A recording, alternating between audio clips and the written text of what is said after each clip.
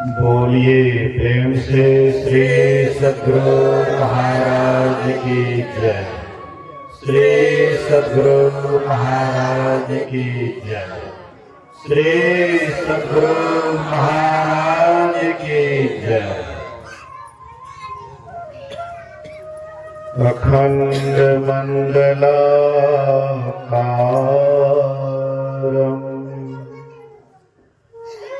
व्याप्तं येन चराचरं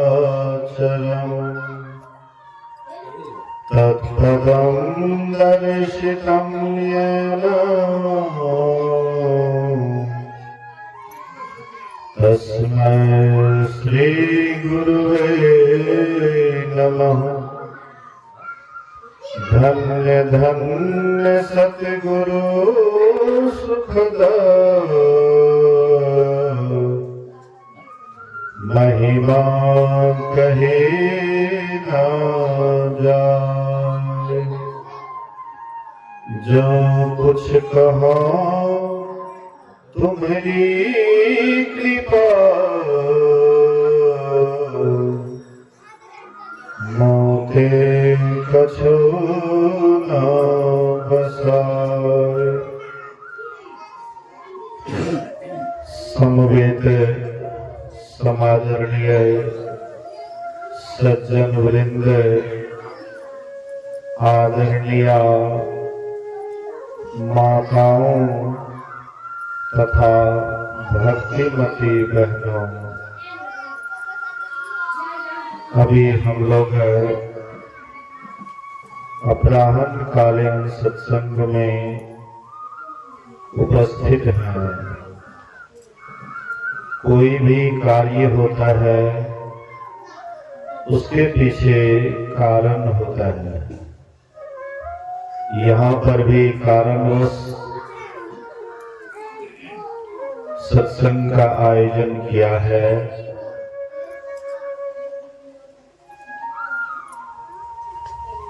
वह बच्चा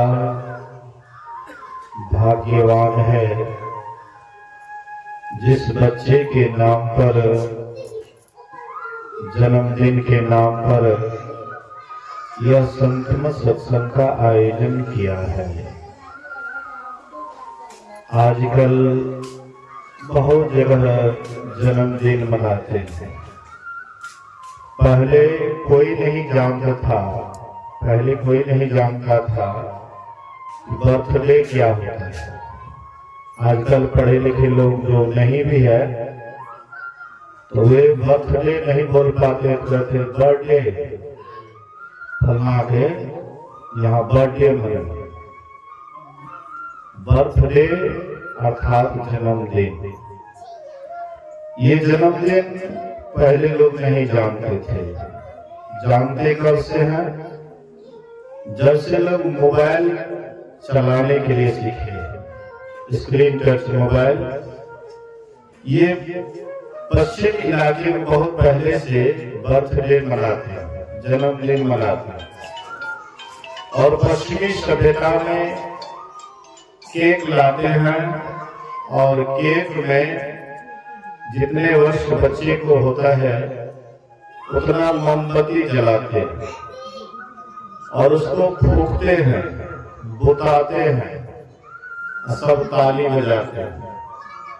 आप केक खाते हैं, खिलाते हैं और मजाक में मुंह में भी लगाते हैं। ये हम लोगों की सभ्यता नहीं है, ये हम लोगों का रीति रिवाज नहीं है। हम लोगों का रीति रिवाज है कि कोई भी काम होता है शुभ या अशुभ तो उसमें सत्संग होता है। सत्संग सबसे मूल काम है, लेकिन हम लोग मूल काम को भूल रहे हैं, असल काम को भूल रहे हैं और नकली काम के पीछे दौड़ लगा रहे हैं।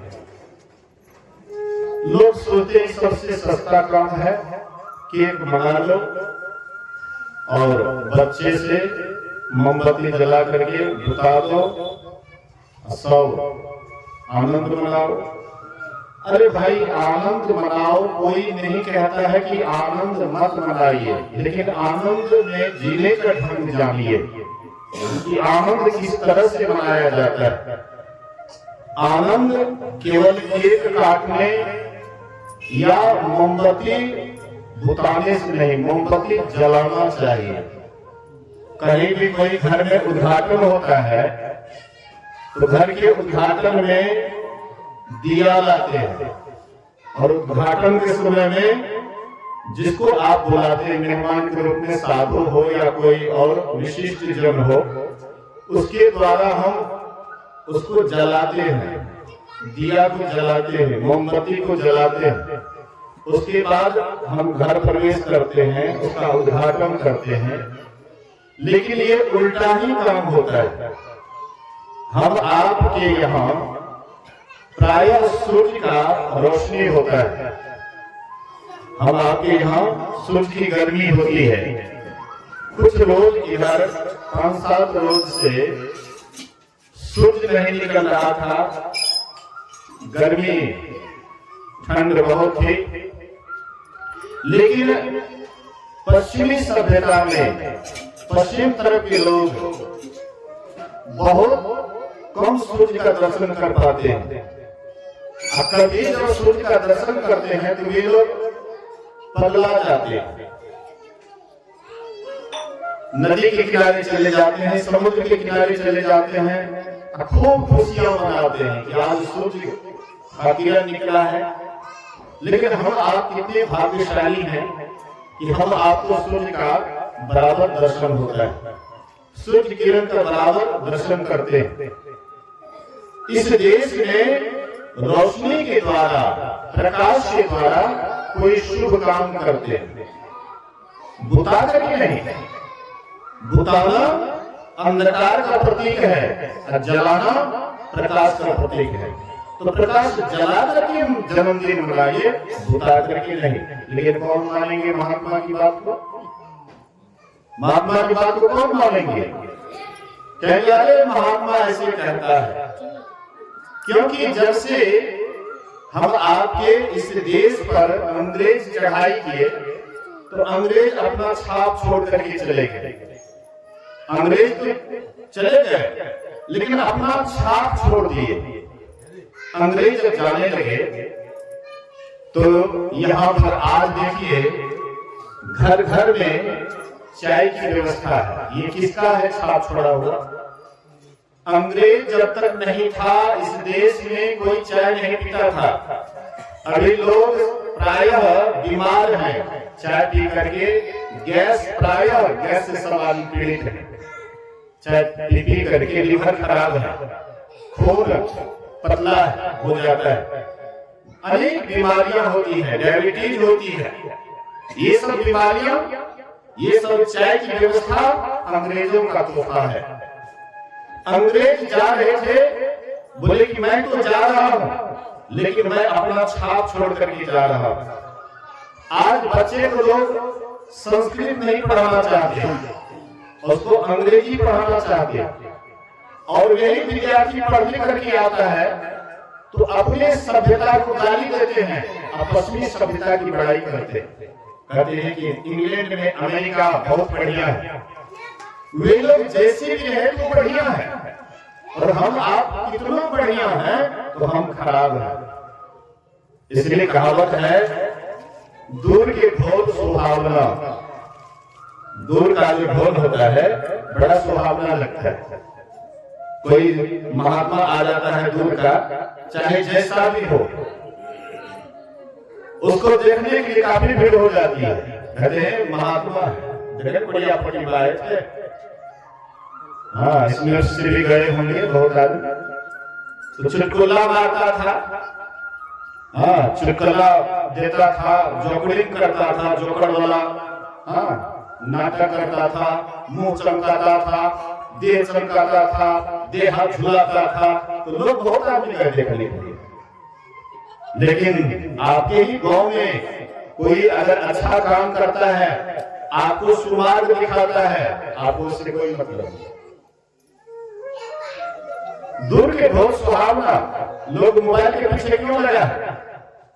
मोबाइल में जो जिसको हम देखते हैं वह अगर बगल का होता तो हम उसको मोबाइल में नहीं देखते। दूर के लोग हैं, लड़का है या लड़की है, हीरो है या हीरोइन है, हाँ दूर के हैं, इसीलिए आकर्षण बुझाता है। और नजदीक है तो कोई आकर्षण नहीं। ऐसे ही तो होता है। आपके अगल बगल में कोई कितना हो अच्छे लोग हैं, लेकिन उसकी हम बुराई करते हैं। और कोई दूर के चाहे खराब से खराब भी हो, वो हमको बहुत सुहावना लगता है, बहुत अच्छा लगता है।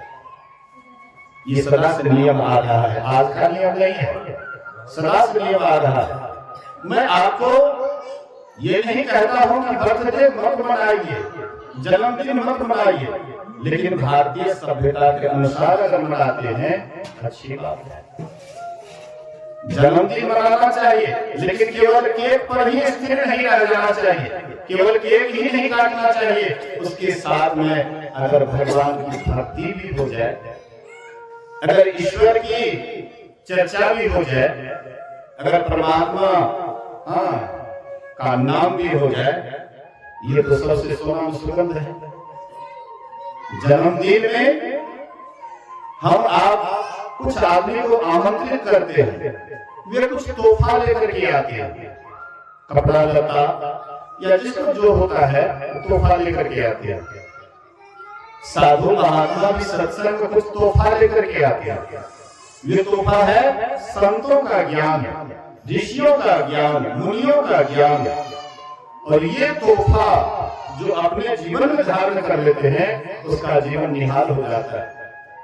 हम बच्चे को कोई कपड़ा देंगे, 2 4 6 महीने साल भर के बाद वह कपड़ा फट जाएगा। कुछ खाने के लिए देंगे, वह खा करके पच जाएगा, वह पैखाना के द्वारा निकल जाएगा। लेकिन अगर कोई ज्ञान उसको मिल जाए, कोई उसको साधना संबंधी बात सुन ले, कहीं उसका जीवन आनंद से खिल जाए। लेकिन हम लोग वो उपाय नहीं करते, उपाय और करते हैं। इसलिए मैं उस आदमी का, उस सत्संगी का मैं बहुत बहुत गुरु महाराज जी की ओर से धन्यवाद देता हूं कि अपने जन्मदिन के, बच्चे के जन्मदिन के अवसर पर संतुलित सत्संग का आयोजन करके सत्संगियों को बुला करके सत्संग अपना भी सुनते हैं और सबको सुनवाते हैं। ये बहुत बड़ा काम है। इसी पर सब आदमी जाकर कीजिए, बोलिए श्री सद्गुरु महाराज की जय। ये बहुत सबसे उत्तम काम है। कहते हैं संत मिलन को जाइए, तजी माया अभिमान, ज्यों-ज्यों पद आगे धरे, कोटि यज्ञ समान। संत मिलन को जाइए। जब हम साधुओं के मिलन के लिए जाते हैं, संतों के मिलन के लिए जाते हैं, संत मिलन को जाइए, तजी माया अभिमान। अगर अपना माया किसको कहते हैं? हमारे माथा में जो बहुत बात संसार का बैठा हुआ है, हम रहते हैं यहाँ, दिमाग में कुछ से कुछ चल रहा है। अभी बैठे हुए सत्संग में, लेकिन हम लोगों का ख्याल कहीं और जगह है। इसी को कहते हैं माया। हम बड़े हैं, ये अभिमान है। तजी माया अभिमान, इसका परित्याग कर दीजिए। ज्यों-ज्यों पद आगे धरे, एक एक पैर जो आपका बढ़ता है सत्संग की तरफ, कोटि यज्ञ समान। एक यज्ञ को कौन कहे, करोड़ों यज्ञ का फल मिलता है। अब सोचिए एक यज्ञ करने में कितना खर्च लगता है। एक छोटा सा लोग यज्ञ करते हैं, उसमें काफी खर्च होता है। लेकिन सत्संग में अगर आप जाते हैं, सारा कुछ छोड़ करके, सब भूल करके, सकल भूले एक है, गुरु तुम पद स्नेह, सब कुछ भूलना है। परमात्मा अभी तक हम आपको क्यों नहीं मिला है? बोलिए श्री सद्गुरु महाराज की जय। परमात्मा अभी तक हम आपको क्यों नहीं मिला है? हम संसार को नहीं भूल पाते, संसार को ही ख्याल में लाते हैं, इसलिए परमात्मा अभी तक नहीं मिला है। अगर हम संसार को भूल जाएंगे तो परमात्मा हमारी मुट्ठी में है, परमात्मा तो हमारे अंदर में है। अंग संग हर वक्त रहते, प्रकट हो आता नहीं, हो रहे हैरान सागिल जल्द दिखलाता नहीं। नैनों के तारे चश्म रोशन क्यों नजर आता नहीं। वह परमात्मा घट घट के वासी है, प्रत्येक के हृदय में विराजमान है। कोई ऐसा घट नहीं जिसमें परमात्मा नहीं रहते। प्रहलाद को हिरण्यकशिपु उनके पिता पूछते, कहो तुम्हारा परमात्मा कहाँ रहता है, तुम्हारा परमात्मा कहाँ है। प्रहलाद कहता है, हम में, तुम में खड्ग अर्थात तलवार, तलवार में भी परमात्मा है। हाँ, हम में, तुम में खड्ग, खंभ में, ये जो खंभा दिखाई पड़ रहा है इसमें भी परमात्मा है। ये खंभा देख रहे हैं हम लोग, यही सीमेंट का खंभा था ना, जिस पर मारे थे तलवार, हिरण्यकशिपु मारे तलवार, और खंभा फोड़ करके नृसिंह भगवान प्रकट हो गए। वे कहां नहीं है, लेकिन भक्त जहां पर भक्त होता है वहीं पर प्रकट होता है। जहां पर भक्त नहीं होता है तो हर जगह, कोई जगह खाली नहीं है। इसलिए लेकिन भक्त ही उसको प्रकट करता है। प्रहलाद भगवान के अनन्य भक्त थे, परमात्मा के अनन्य भक्त थे, इसलिए भगवान प्रकट हो गए प्रहलाद के लाज को बचाने के लिए। नहीं तो प्रहलाद को वहां पर बात झूठा हो जाता, नहीं होता। कहा कि हम में, तुम में, खड्ग में, खंभ में, ये खंभा में भी परमात्मा है, वहां पर प्रकट नहीं होते भगवान, तो उसका बात झूठा हो जाता ना। फिर भगवान पर लोग विश्वास करते, भगवान पर विश्वास करते लोग नहीं करते। इसलिए कि प्रकट हो गए तो लोगों को विश्वास हुआ। और हिरण्यकशिपु भी जो भगवान को नहीं मानते थे उसको भी अंत में मानना पड़ा। अर्थात कहने का आशय है, मतलब है, संत मिलन को चाहिए तजी माय अभिमान, ज्यों ज्यों पग आगे धरे कोटि यज्ञ समान। करोड़ों यज्ञ का फल मिलता है। एक गांव में एक महात्मा जी एक गांव में आए, और महात्मा जी का नियम था कि कोई जब तक कोई कम से कम 1000 तीर्थ या व्रत या तीर्थ व्रत या उपवास किया हो या यज्ञ किया हो, तो ऐसे व्यक्ति के हाथ से मैं भोजन करूंगा। महात्मा जी का नियम था। तो बूढ़े से बूढ़े लोग देखने लगे कि 1000 तीर्थ तो हम नहीं किए हैं, न इतना व्रत किए हैं, न उपवास किए हैं, न ही यज्ञ किए हैं। इसलिए बूढ़े से बूढ़े लोग महात्मा जी को नहीं खिला रहे थे कि भाई 1000 तीर्थ करेंगे तभी उसको खिलाएंगे, और उसका तो नियम है 1000 जो तीर्थ करेंगे उसी हाथ से खाएंगे। कोई नहीं खिला सके। 3 रोज तक महात्मा जी उस गांव के बाहर में धुनी रमाए हुए, कोई नहीं खिला रहे थे। लेकिन एक नवदुल्हन आई, बोलिए श्री सद्गुरु महाराज की।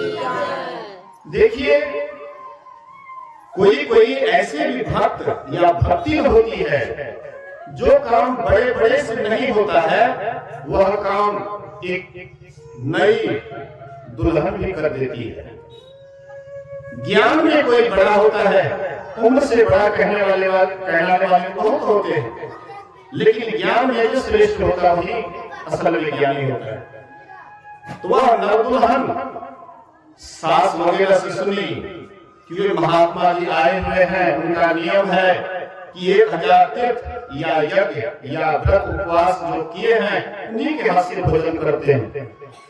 तो वह कहती है अपनी सासू माँ से कि माँ जी, अगर आप कहिए तो ये महात्मा को मैं भोजन करा सकती हूँ।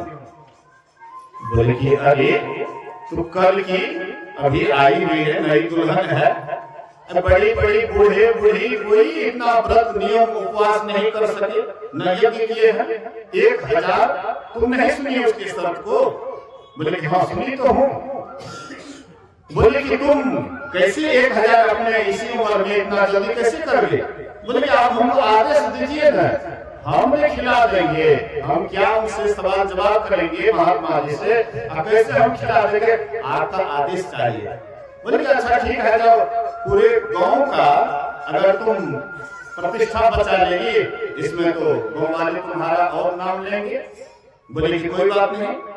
बहुत बढ़िया से स्नान करके श्रद्धा के साथ भंडार चढ़ा दी है। श्रद्धा से जो आप करते हैं, हम करते हैं, उसको भगवान भी स्वीकार करते हैं। श्रद्धा के साथ जो हम करते हैं, भगवान को भी स्वीकार करना पड़ता है। बड़ी श्रद्धा के साथ स्नान करके खूब बढ़िया से एक थाली में सजा करके भोजन ले ली, ऊपर से एक थाली से ढक लेती है और चली जाती है महात्मा जी के पास। अब महात्मा जी से कहती हैं कि महात्मा जी आपके लिए बड़ी श्रद्धा के साथ भंडारा बनाई हूँ, भोजन बनाई हो, महाराज प्रसाद ग्रहण कीजिए। बोले कि बेटी तुमको पता नहीं है, मेरा कुछ नियम है, उस नियम के अनुसार जो खड़ा उतरेंगे उसी से मैं भोजन करूंगा। बोले महाराज क्या है नियम आपका? बोले कि जो कम से कम 1000 तीर्थ या व्रत या उपवास या कम से कम यज्ञ भी किए हों तो उसके हाथ से मैं भोजन करूंगा। बोले कि 1000 की बात करते हैं, अब मैं तो कितना यज्ञ कर ली हूँ, कितना तीर्थ व्रत कर ली हूँ, आप 1000 की बात करते हैं। आप लोग ही तो कहते हैं संत मिलन को जाइए, तजी माया अभिमान, जो जो पद आगे है कोटि यज्ञ समान, करोड़ों यज्ञ के समान होता है। जो अपने मान अपमान को छोड़ करके, अभिमान को छोड़ करके संतों के चरण शरण में जाते हैं, उनको भोजन पवाते हैं, उनके सत्संग में जाते हैं, उनके सत्संग को सुनते हैं। महाराज आप कहते हैं ये 1000 की बात। महात्मा जी कहते बेटी तुम जीत गई, मैं हार गया, लाओ तुम्हारा भोजन में करता। प्रेम से बोलिए श्री सद्गुरु महाराज की जय। तो देखिए इसमें ज्ञान की विशेषता है। उससे बड़े बड़े बुजुर्ग आदमी जो काम नहीं कर पाए, वह कल का दुल्हन वह करके दिखाई। इसीलिए संत महापुरुष कहते हैं ना जाने किस रूप में कौन आता है, किसको पता है। हम आप सोचते हैं ये तो फलाना है, ये तो चिलाना है, लेकिन पता नहीं अगले जन्म का किसके पास क्या संस्कार है, हम आप क्या जाने। हम आप तो जानते हैं कि ये फलनी है, ये चिल्ली है, ये फलना है, चिल्ला है, लेकिन कई जन्मों का संस्कार आता सबके पीछे। हम आप जो अभी हैं ये कई जन्मों का संस्कार लेकर के आए हुए हैं। इस जन्म में जो हम सत्संगी बने हैं ये अनेक जन्मों का संस्कार है, इसी जन्म का संस्कार नहीं है। गुरु महाराज जी एक बार बैठे हुए थे सत्संगियों के बीच में। गुरु महाराज जी कह रहे थे कि मेरा बड़ा भाग्य है कि हमको बाबा देवी साहब की तरफ पहुंचे हुए गुरु मिला। बोलिए श्री सद्गुरु महाराज। देखिए भगवान मिल जाना आसान है, लेकिन गुरु मिलना बहुत कठिन है। भगवान आसान है, राम का दर्शन आसान है, कृष्ण का दर्शन आसान है, शिव का दर्शन आसान है, लेकिन गुरु का दर्शन उससे भी कठिन है। आप कहिएगा कि ऐसा क्यों कहते हैं? गुरु तो राम का ही दर्शन कराते हैं, परमात्मा का ही दर्शन कराते हैं, लेकिन एक बात याद रखिए, हम जो राम को देखते हैं, कृष्ण को देखते हैं, शिव को देखते हैं, लेकिन हमें सही ज्ञान नहीं है कि राम का स्वरूप क्या है, राम असली राम कौन है, कौन कृष्ण असली है, कौन असली शिव है, उसका स्वरूप क्या है। बिना गुरु का आप नहीं समझ पाइएगा। गुरु जिसके जीवन में जब तक नहीं मिलेंगे, भगवान उसके अंदर में रहते हुए भी कभी भी परमात्मा का सही दर्शन नहीं कर पाएंगे। रूप का दर्शन और स्वरूप में बड़ा अंतर है। रूप को देख लेना स्वरूप को देखना नहीं है। राम को बहुत आदमी दर्शन किए, क्या सब आदमी को मुक्ति मिल गया? राम को पूरा अयोध्यावासी दर्शन किए थे ना, लेकिन सभी को मोक्ष मिल गया? मां सभी को मोक्ष मिली है। वाल्मीकि महर्षि वाल्मीकि को मोक्ष मिला, कोई कोई बिरला था जो राम को सही में जानते थे, उसी को मोक्ष मिला, और नहीं तो केवल देखने मात्र से ज्ञान नहीं हुआ। भगवान कृष्ण के साथ में पांचों भाई पांडव, लेकिन उनको भी सही ज्ञान नहीं मिल सका। अगर सही ज्ञान मिलता तो फिर अर्जुन को भगवान कृष्ण गीता ज्ञान नहीं देते। भगवान कृष्ण गीता ज्ञान में अर्जुन से कहते हैं, सर्व धर्मान परित्यज्य मामेकम शरणं व्रज अहम त्वं सर्व पापेभ्यो। कहते हैं कि हे अर्जुन, तुम सभी धर्मों को छोड़ करके मेरी शरण में आ जाए, मैं तुझे सभी पापों से मुक्त कर दूंगा। अर्जुन हर हमेशा कृष्ण के ही शरण में थे। भगवान कृष्ण जो कहते थे अर्जुन प्रत्येक बात को मानते थे।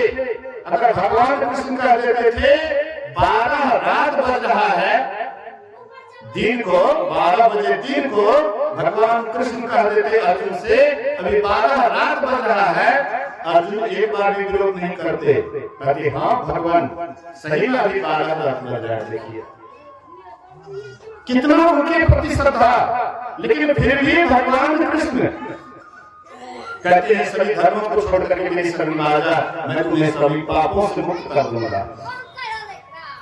विभीषण भगवान राम के आमने सामने थे, विभीषण भगवान राम के आमने सामने थे, लेकिन वहां पर क्या करते भगवान राम, सन्मुख होए जीव मोहि जबहि कोटि जन्म अग ना सही तभी। जैसे ही मेरे सन्मुख जीव हो जाता है, मैं उनके करोड़ों जन्मों का किया हुआ पाप से उसको मैं पार उतार देता हूँ। बोलिए श्री सद्गुरु। जबकि विभीषण आमने सामने थे, विभीषण अलग थे भगवान राम से, एकदम आमने सामने थे, फिर भी ये उपदेश क्यों कर रहे हैं?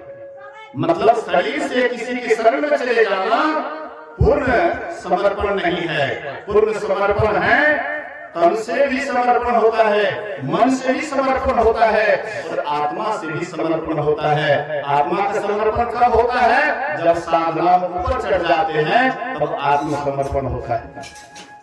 इसलिए संतों ने महापुरुषों ने कहा कि केवल शरीर को झुकाने से सही झुकना नहीं होता है, उसके साथ मन और आत्मा का भी झुकाव होना चाहिए।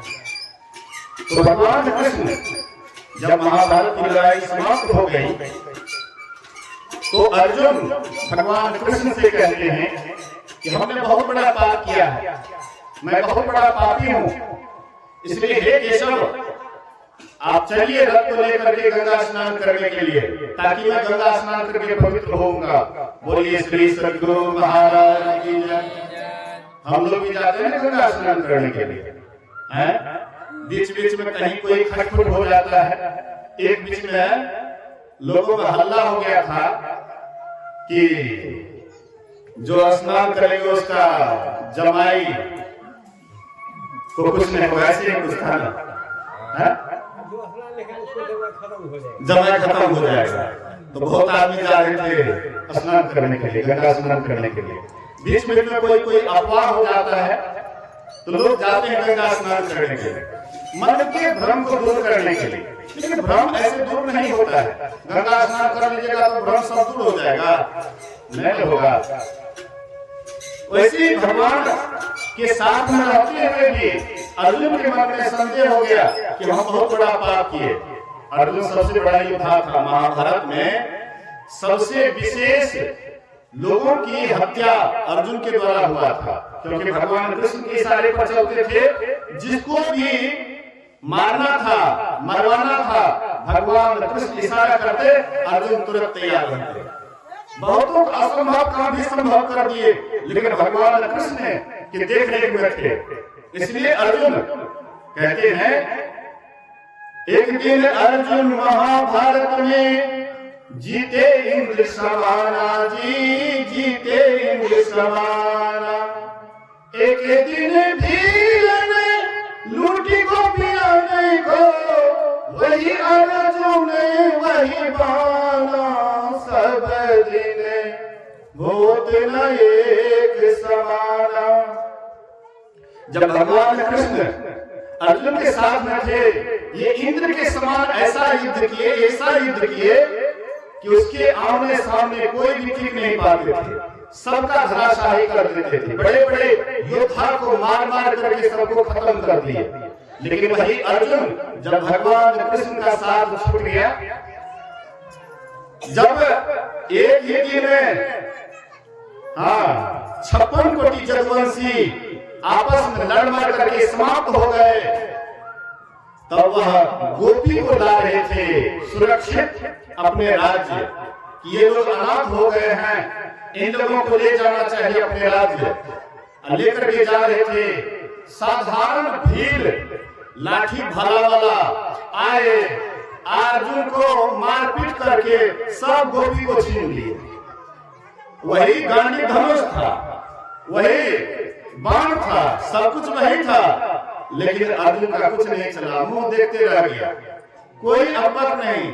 और वही अर्जुन उस समय में महाभारत के युद्ध में भगवान कृष्ण साथ में थे, देखिए उसका क्या सूरवीर था। और वही सूरवीर सब खत्म हो गया भगवान कृष्ण का साथ छोड़ते। इसलिए कहते हैं, तो अर्जुन को भ्रम होता है कि हमने बहुत बड़ा पाप किया है, इसलिए हमको जाना चाहिए, गंगा स्नान करना चाहिए, जिससे मेरा पाप किया हुआ खत्म हो जाएगा। तो जैसे गए गंगा स्नान, गंगा के किनारे में भगवान कृष्ण रथ को खोल देते हैं और भगवान कृष्ण कहते हैं कि तुम गंगा स्नान करो, मैं जा रहा हूँ साधु महात्मा का दर्शन करने के लिए। बोलिए श्री सद्गुरु महाराज की। भगवान होकर के भी ऋषि मुनि का दर्शन करते थे। सच की बात है ना, जब भगवान है तो उसको साधु महात्मा से क्या लेना देना। आज लोग कहते हैं कि भगवान की गुरु की कोई जरूरत नहीं है, डायरेक्ट भगवान को गुरु मान लो। लेकिन भगवान को देखिए वो क्या करते थे, शिव जी अकेले शिव जी हो गए, वे सत्संग नहीं करते थे। जाइए तो पूछिए, तो पूरे रामायण में उसकी बात है। शिव जी क्या करते थे, एक बार त्रेता जुग माही, शंभु गए कुंभज ऋषि पाही, संग सती जग जननी भवानी, पूजी मुनीष अखिलेश्वर जानी। एक बार त्रेता युग में भगवान शंकर सती माँ के साथ गए कुंभज ऋषि। कुंभज ऋषि किसको कहते हैं, अगस्त ऋषि। कुंभज ऋषि इसलिए कहते हैं घड़ा से पैदा हुए थे, घड़ा से, घड़ा कुंभ मतलब घड़ा, घड़ा से पैदा हुए थे अगस्त ऋषि, कुंभज ऋषि। इसलिए कुंभज ऋषि भी कहते हैं, अगस्त ऋषि भी कहते हैं। तो एक बार शिव जी गए थे त्रेता युग में कुंभज ऋषि के पास सत्संग करने के लिए। कभी वे स्वयं सत्संग करते थे और कभी ये करते थे, कभी अगस्त ऋषि सुनाते थे सत्संग और कभी शिव जी सुनाते थे सत्संग। सती जब सत्संग में जा रही थी तो गोस्वामी जी बड़ा उसको आदर से पुकारे, संग सती जग जननी भवानी। कहते हैं साथ में कौन जा रही है, तो जग जननी भवानी, संसार की माता, जगत की माता। सती मैया को जगत माता कहते हुए पुकारे, क्योंकि अच्छा काम करने के लिए जा रही है, सत्संग में जा रही है, सत्संग सुनने जा रही है, इसलिए जगत की माता है। लेकिन वही सती कुछ काल जब वहां पर सत्संग किए, कभी भगवान शंकर सुनाते थे और कभी अगस्त ऋषि सुनाते थे, कुछ दिन सत्संग किए और उसके बाद पूछते अगस्त ऋषि कि किसको किसको लाभ हुआ। बोले कि सबको लाभ नहीं हुआ, साथ में रह करके भी सती का मन सत्संग में नहीं लग रहा था। शिव जी के साथ में थे लेकिन उसका मन में कुछ और चीज चल रहा था, मन में कुछ से कुछ अनसंत सोच रही थी। हम आप भी सत्संग में आते हैं तो सब कोई सत्संग में नहीं आते हैं, अभी जितनी संख्या में आए हैं सबका मन नहीं लगता होगा। कोई बिरला होता है कि सब कुछ भूल करके केवल सत्संग सुनते हैं और वही जीवन में आगे बढ़ता है, नहीं तो जीवन भर सत्संग सुनते रहिए कोई अंतर नहीं पड़ता है सती की तरह। जब वहां से जाने लगे सत्संग में से तो पूछते हैं कि कौन जा रहे हैं? गोस्वामी जी कहते दक्ष की बेटी जा रही है। हाँ, उधर आ रहे थे, सत्संग में आ रहे थे तो ये जगत की माता आ रही है। और सत्संग से जाने लगे तो बोले कि दक्ष की बेटी जा रही, दक्ष की कन्या जा रही सत्संग से। हम आप विचार करें तो सत्संग सब करते थे, भगवान शिव भी करते थे, हाँ भगवान कृष्ण भी करते थे, राम भगवान का तो कहना ही क्या है, वो तो बराबर सत्संग करते थे राम भगवान। कभी हाँ वशिष्ठ मुनि को बुला करके, कभी विश्वामित्र मुनि को बुला करके, कभी अगस्त्य ऋषि को बुला करके, कभी दुर्वासा ऋषि को बुला करके, मतलब ऋषियों का तो तांता ही लगा रहता था राम भगवान के दरबार में। देखिए पढ़िए योग वशिष्ठ में, अभी हमारे सुन रहे थे लालानंद बाबा कह रहे थे कि आश्रम से योग वशिष्ठ का पाठ होता है। योग वशिष्ठ में योग वशिष्ठ मुनि राम भगवान को उपदेश किए हैं, हाँ कि क्या करना चाहिए, किस तरह से संसार में रहना चाहिए, किस तरह से भक्ति करनी चाहिए, आदि आदि ज्ञान योग वशिष्ठ में है। उसका पाठ सुबह सुबह करते हैं, लाइव भी मोबाइल से चलता है। जो लोग सत्संग नहीं आ पाते हैं, बड़का मोबाइल से लाइव के द्वारा आप उसको सुन सकते हैं। योग वशिष्ठ से पाठ होता है, स्तुति विलास से होता है और योग वशिष्ठ का पाठ भी होता है। तो उसमें किस तरह से वैराग्य होना चाहिए, किस तरह से भक्ति करनी चाहिए, इस सारा ज्ञान भरा पड़ा है। ग्रंथ में बहुत ज्ञान है, लेकिन हम ग्रंथ नहीं पढ़ेंगे तो ज्ञान कैसे होगा? तो जरूरी है। तो भगवान कृष्ण बोले कि तुमको गंगा स्नान करना है, करो। अब मैं जा रहा हूँ थोड़ा सा ऋषियों का दर्शन करने के लिए, संतों का दर्शन करने के लिए। भगवान कृष्ण चले गए। अर्जुन थोड़ी देर वहां पर रथ पर बैठ करके कुछ सोच रहे थे। तब तक में एक कुत्ता श्मशान घाट से आ रहा था। गंगा नदी के अगल बगल में तो श्मशान ढले करता है। जहाँ अभी कुप्पा घाट आश्रम बना है भागलपुर में, वहां पर पहले मुर्दा जलता था, दिन दहाड़ ढेर मुर्दा जलता था, घाटे था। हाँ, कुप्पा घाट पहले वो घाट था, श्मशान घाट। आज कुप्पा घाट क्यों? वहां पर गुफा था, कूप मतलब गुफा, हाँ गुफा में अंधकार, वह कूप था वहां पर, इसलिए नाम उसका रह गया कुप्पा घाट। वहां पर लोग दिन दहाड़े भी नहीं जाना चाहते थे, इतना भयंकर लगता था, देखने में भयावह लगता था, बराबर लाश जलते रहता था। लोग भयभीत हो जाते थे उस रास्ते से जाने में। और उस जगह पर, मुर्दा वाला जगह पर गुरु महाराज जी तपस्या किए। आज देख लीजिए तीर्थ बन गया। हाँ, तो वहां पर बोले कि मैं जा रहा हूँ दर्शन करने के लिए, तुम वहीं पर हो। तो वहीं पर एक कुत्ता श्मशान घाट से आ रहा था, एक कुत्ता जा रहा था श्मशान घाट की तरफ। तो कुत्ता किस लिए जाता है श्मशान घाट की तरफ? आप लोग जानते हैं। बोलिए श्री सद्गुरु महाराज की। क्यों जाता है? मुर्दा खाने के लिए। क्षमा कीजिएगा, दुटंगो कौन नहीं है उससे, दुटंगा भी कौन नहीं है उससे। ये भी क्या करना है, तिल भर मछली खाएंगे, कोटी गाय करे दान, काशी करवट ले मरे, अतयो नरक निधान। तिल भर मछली कहते हैं कि ज्यादा नहीं, एक तिल मछली अगर कोई खा करके खूब गाय दान करता है, करोड़ों गाय दान करता है, और काशी में लेकर के करवट मरता है, तो भी नरक निधान करके उसको नरक ही मिलता है। इसलिए ये कौन सी है? मियाँ का कब्रगा, मुसलमान का कब्रगा है, जो मर्जी सब डालते रहिए। देखिए वो 4 टंगा है, ये 2 टंगा भी यहाँ पर कम नहीं है। एक मुर्दा को जब मरता है उसको ले जाते हैं वहां पर जलाने के लिए। एक मुर्दा को लाते हैं, गुटी गुटी काट करके सिझा करके पूरा परिवार खाते हैं। घरों को क्या बनाते हैं? श्मशान घाट बना देते हैं। लेकिन घर को श्मशान नहीं, मंदिर बनाइए। ये शिवालय है, ये देवालय है, आप इसको जो बनाना चाहिए बना सकते हैं। तो वहां पर एक कुत्ता उधर से जो आ रहा था श्मशान घाट से, तो चेहरा उदास था, चेहरा उदास था। इधर से कुत्ता जा रहा था, बड़ा एकदम मस्त, हाँ एकदम आनंदित कि जाएंगे, मुर्गा मिलेगा खूब, पर भर पेट खाएंगे।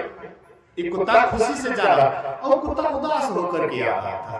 तो दोनों कुत्ता वहीं पर रथ के आसपास में, अर्जुन वहां रथ पर बैठे हुए थे और वही रथ के पास में दोनों की भेंट हो जाती है। उधर से जो उदास कुत्ता आ रहा था, जो बड़ा आनंदित होकर के जा रहा था, ये कुत्ता पूछता, अरे भाई बहुत चेहरा उदास लगता है, क्या लाश नहीं मिली स्मशान में? बोले भाई लाश तो मिली लेकिन खाए नहीं। तो क्या हुआ भाई, क्यों नहीं खाए? बोले भाई देखो कैसा कुकर्म किया कि हमको कुत्ता वाला शरीर मिला। कौन ऐसा जन्म का चूक था, गलती किया कि हमें कुत्ता का जन्म मिला। और वहां गए तो पपीहा लोग पपीहा का मांस खा करके, और हम कहां जाते, और इससे भी निचला जमीन में जाते, इसलिए नहीं खाए। बोले कि क्या हुआ सो? बोले कि पहले हमने चाहा कि इसके पैर को खाना चाहिए, पैर की तरफ से खाने के लिए चाहा, लेकिन पैर से कभी सत्संग भजन नहीं किया था, पैर से चल करके कभी मंदिर में नहीं गया था, कभी गुरुद्वारा नहीं गया था, कभी सत्संग में नहीं गया था, गुरु तीर्थ में नहीं गया था, उसके पैर से दुर्गंध निकल रहा था। इसलिए हमने सोचा कि ये दुर्गंध वाला मांस नहीं भक्षण करना चाहिए। उसके बाद बोले कि भाई अरे हाथी को खाना चाहिए। बोले कि भाई हाथ से कभी दान पुण्य नहीं किया, सत्संग भजन शुभ काम नहीं करवाया, इसीलिए हाथ को भी मैंने नहीं खाया क्योंकि उससे दुर्गंध निकल रहा था। बोले कि सिर की तरफ से खाना चाहिए। बोले कि उसका सिर कभी भी संतों के चरण में नहीं झुका, महापुरुषों के चरण में नहीं झुका, कभी भी उसका चरण भक्तों के चरण में नहीं झुका, भगवान के चरण में नहीं झुका, इसलिए उससे दुर्गंध आ रही थी, इसलिए मैंने नहीं खाया। बोले कि भाई देखो देखो ये कितना अर्जुन कितना मूर्ख है, कितना मूर्ख है कि भगवान कृष्ण इनके साथ में है, और जो गंगा स्नान करने के लिए आया है वो गंगा इसी के चरण से निकली है। ये गंगा विष्णु के चरण से निकली है ना गंगा जी। गंगा जी पैदाश कहां से हुआ? विष्णु के चरण से। तो विष्णु के चरण से जो विष्णु भगवान अभी कृष्ण के रूप में है, अगर इसी के चरणों में लौट जाता तो इसका सारा पाप धुल जाता। लेकिन कितना मूर्ख है अर्जुन, देखो कि गंगा स्नान करने के लिए जा रहा है, साक्षात भगवान इसके पास है। अर्जुन को ज्ञान हो गया, तब तो भगवान कृष्ण आए, बोले कि अर्जुन तुम गंगा स्नान कर लिया? बोले कि अब गंगा स्नान नहीं करना है। तो क्या हुआ जी? बोले कि अब नहीं करना है, अब आपके चरण में लौटना है। तो देखिए भगवान संतों के पास जाते हैं और संत महापुरुष भगवान की भक्ति बताते हैं। इसलिए संत महापुरुष कहते हैं कि जब तक संतों के शरण में नहीं जाएंगे, भक्तों के शरण में नहीं जाएंगे, भक्ति का शुरुआत नहीं होगा।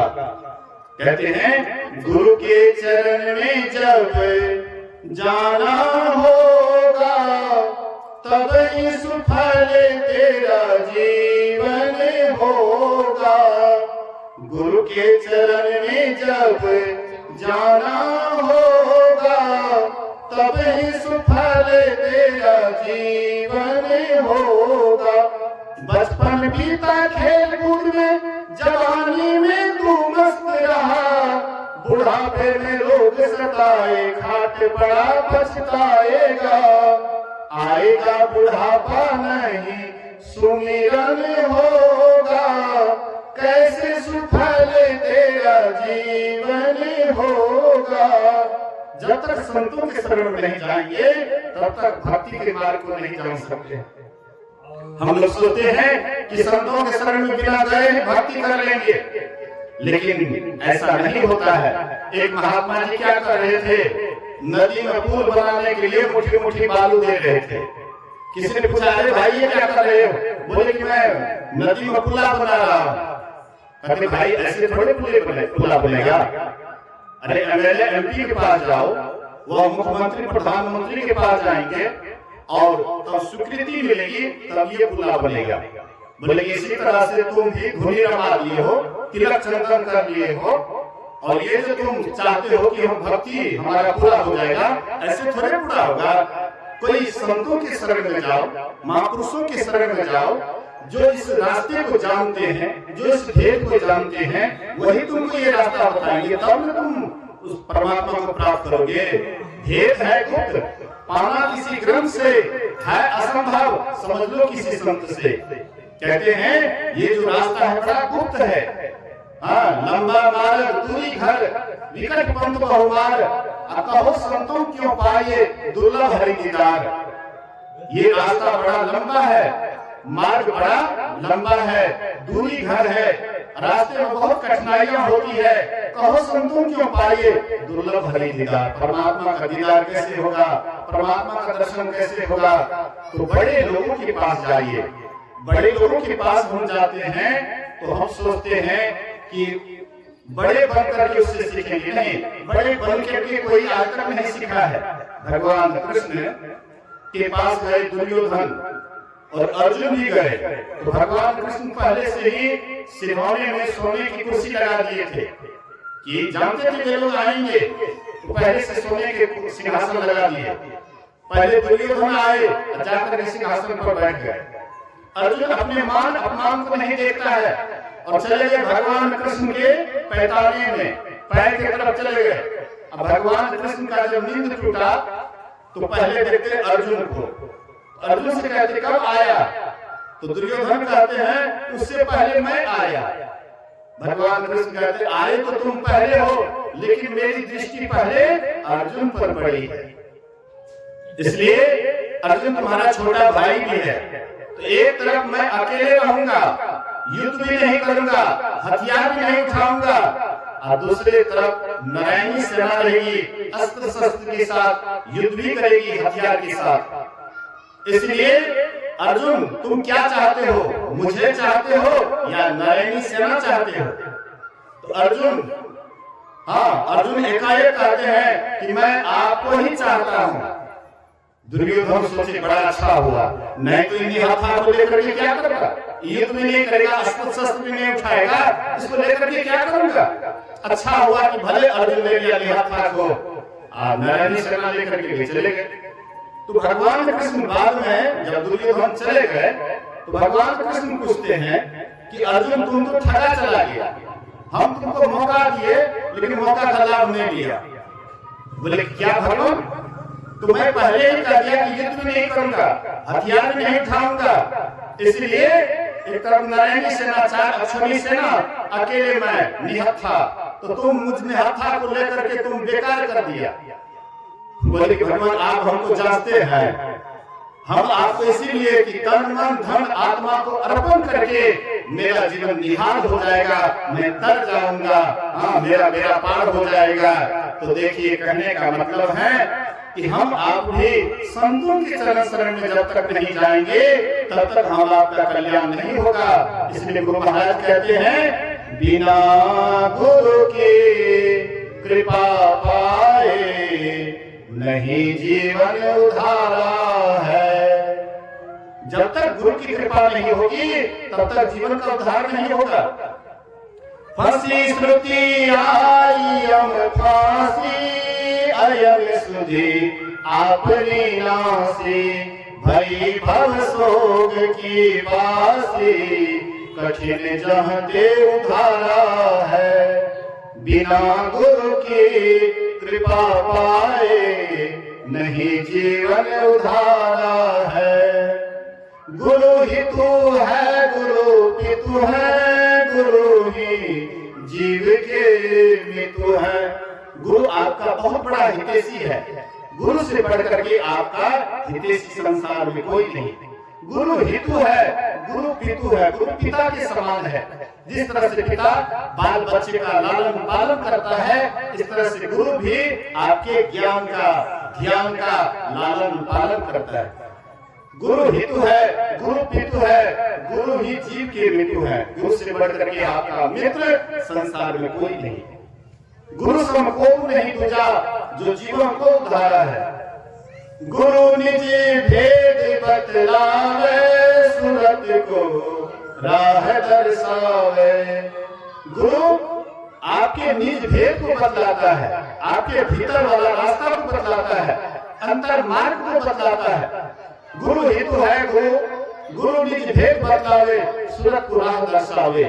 आपका ख्याल संसार में दौड़ रहा है, वह ख्याल को, वह सूरत को परमात्मा की तरफ लगाने का काम गुरु पर जो सौंप देते हैं, आपको उधर लेकर के जाता है।